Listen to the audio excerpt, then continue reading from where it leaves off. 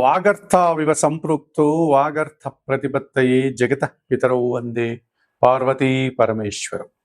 జ్యోతిషాభిమానులకు నమస్కారం. మాసఫలం కార్యక్రమానికి స్వాగతం.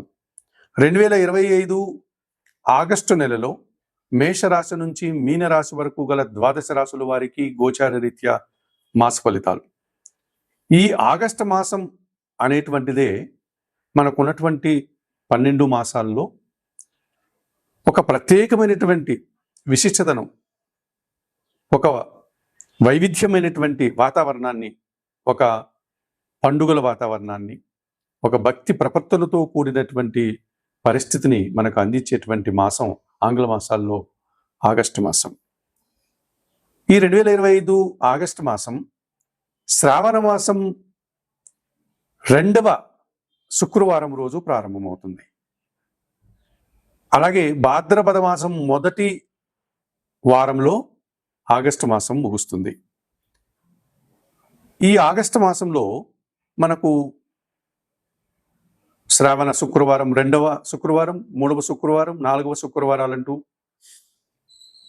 లక్ష్మీ అమ్మవారి పూజలు, ముఖ్యంగా శుక్రవారం రోజు, 3వ శుక్రవారం రోజు వరలక్ష్మి వ్రతం లాంటి ప్రత్యేకమైనటువంటి పూజలు మన హైందవ స్త్రీలందరూ కూడా నిర్వహించుకునేటువంటి సాంప్రదాయం మనకుంది. శ్రావణ శుక్రవారాలు వరలక్ష్మి వ్రతంతో పాటు, అనగా వైష్ణవ సాంప్రదాయాన్ని అనుసరించి లక్ష్మీ పూజలు, విష్ణు పూజలతో పాటు శైవ సాంప్రదాయాన్ని అనుసరించి మంగళవారాలు, శ్రావణ మాసంలో వచ్చేటువంటి మంగళ గౌరీ వ్రతాలు, ఈ మంగళ గౌరీ వ్రతాలకు కూడా ప్రత్యేకమైనటువంటి ఒక విశిష్టతను మన వాళ్ళు ఇవ్వడం జరిగింది. సో శివకేశవ భేదం లేకుండా ఈ శ్రావణ మాసం అంతా కూడా, అనగా ఆగస్టు మాసం అంతా కూడా మనం అనేక పూజలు, పండుగలు నిర్వహించుకుంటూ ఉంటాం. ఈ ఆగస్టు మాసంలో శ్రావణ శుక్రవారాలు, మంగళ గౌరీ వ్రతాలతో పాటు వరలక్ష్మి వ్రతంతో పాటు రాఖీ పండుగ ప్రత్యేకమైనదిగా చెప్పుకోవచ్చు.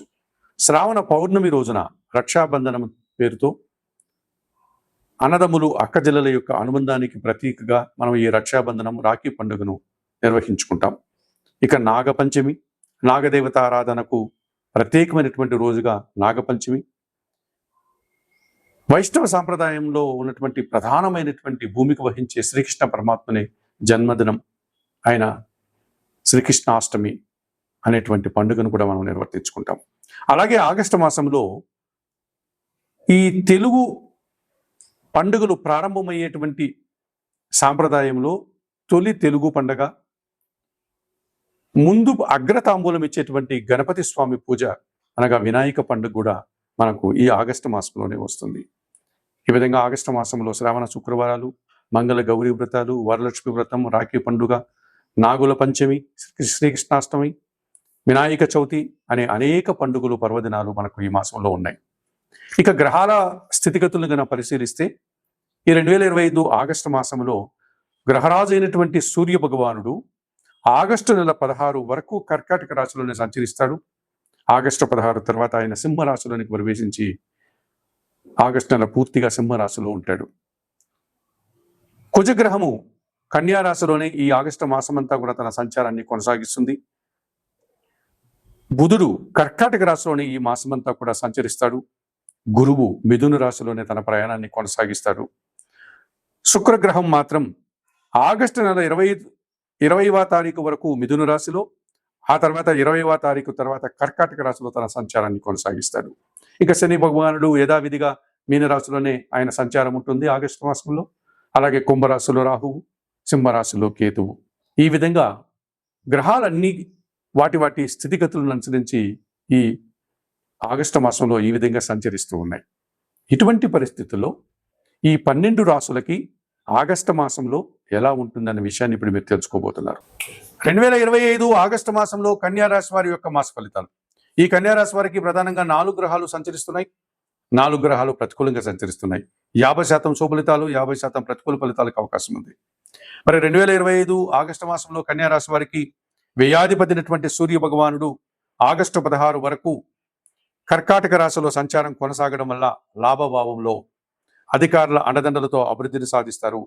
నూతన ఉద్యోగాలు కానీ, ఉన్న ఉద్యోగంలో పదోన్నతులు కానీ, రాజకీయ నాయకులకు నూతన అవకాశాలు కానీ, ప్రభుత్వం నుంచి సహాయం కానీ తండ్రి నుంచి లాభాన్ని కానీ అందుకుంటారు. జన్మరాశ్యాధిపతి దశమాధిపతి అయినటువంటి బుధుడు ఈ నెలంతా లాభములో కర్కాటక రాశిలో సంచరించడం వల్ల వృత్తి ఉద్యోగ వ్యాపారాల్లో నిబద్ధతతో పనిచేసి మంచి అభివృద్ధిని ఆదాయాన్ని సాధించుకుంటారు. ద్వితీయ భాగ్యాధిపతి అయినటువంటి శుక్రుడు ఆగస్టు 20 తర్వాత లాభములో కర్కాటక రాశిలో సంచరించడం వల్ల సృజన సహకారంతో మంచి లాభాలు అందుకుంటారు. మీ మాటకు విలువ పెరుగుతుంది. సమాజంలో పేరు ప్రఖ్యాతులు తెచ్చుకుంటారు. షష్టమములో కుంభరాశిలో రాహువు సంచరిస్తున్నాడు. ధైర్యంగా మీరు చేసే కార్యక్రమాలంతా కూడా విజయాన్ని అందుకుంటాయి, సత్ఫలితాలను ఇస్తాయి. రుణరోగ శత్రు విజయాన్ని మీరు పొందగలుగుతారు. తృతీయ అష్టమాధిపతి అయినటువంటి కుజుడు జన్మరాశిలో కన్యారాశిలో సంచరించడం వల్ల కొంతమంది జన సహకార లోపం, వాహన ప్రమాదాలు, ఆర్థిక సమస్యలు, భూ విభేదాలు, అశాంతికి అవకాశం ఉంది. చతుర్థ సప్తమాధిపతి అయినటువంటి గురువు ఈ నెలంతా దశమంలో మిథున రాశిలో సంచారం కొనసాగడం వల్ల